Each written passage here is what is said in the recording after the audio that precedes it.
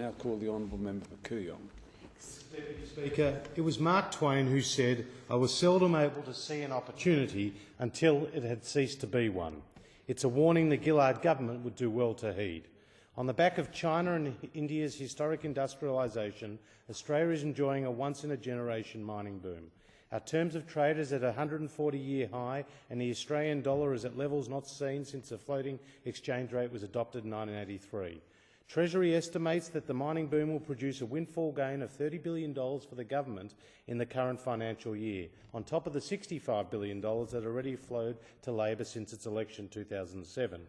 What is more, these so-called rivers of gold should show no sign of abating. In a speech earlier this year, Treasury Secretary Dr Martin Parkinson was at pains to emphasise that we are seeing not a temporary appreciation but a sustained shift in the exchange rate. The terms of trade may come back slowly over time, with Treasury estimating a fall by around 20% over a 15-year period. Such a prediction will see the Australian dollar, in Parkinson's words, remain persistently high for some time. This is both a challenge and an opportunity for Australia. Ensuring the competitiveness of our manufacturing base and other important exchange rate exposed sectors like tourism will not be easy. Workplace reform and productivity gains will be key. But at the same time, Australia has a unique opportunity. We must save the proceeds of the boom and invest it for a time when it is needed most. International experience would indicate that a sovereign wealth fund for a commodity-driven economy like ours could be an appropriate vehicle towards this end.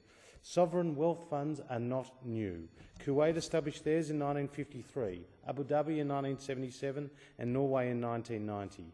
Owned by the government, these funds and others like them in Chile, Russia and Qatar hold, manage or administer a diverse set of financial assets in the pursuit of commercial objectives. They are distinct from state-owned enterprises whose remit often includes the ownership and operation of commercial businesses. It is estimated that today around $4 trillion in assets are held by sovereign wealth funds.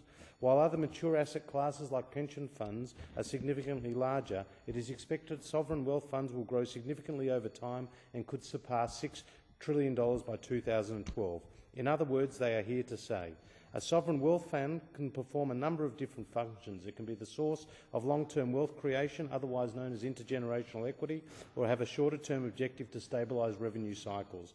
In the case of the former, when the finite resources of our run out, future generations will still benefit from the wealth created, and in the case of the latter, when commodity prices take a downward turn, there will be money available for governments to call upon when it's needed.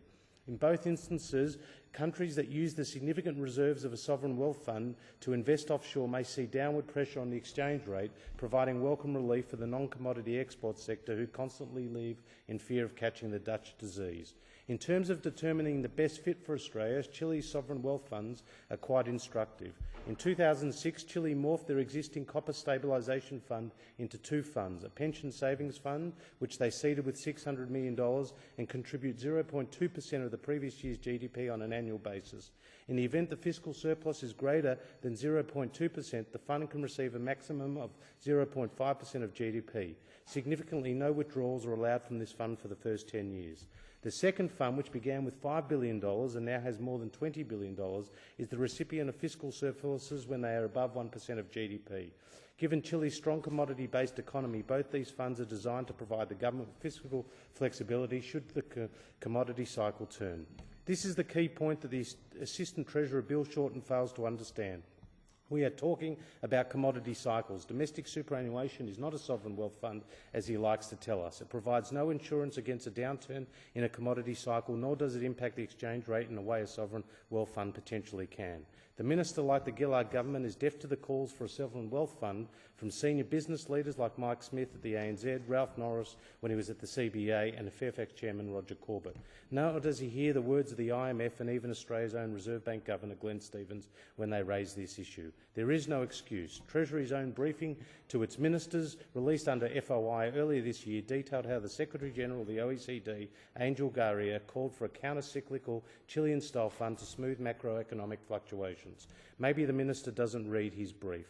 On our side, my colleagues Malcolm Turnbull have made a very considered speech on this subject, and Joe Hockey suggested that it is the Maserati of public policy. They are much more attuned than the government is. There are many issues that need to be fully fleshed out, least of all is paying back the $100 billion of Labor debt and returning the budget back to surplus. However, Australian policymakers have a responsibility to play the long game, and a sovereign wealth fund is part of that decision-making process.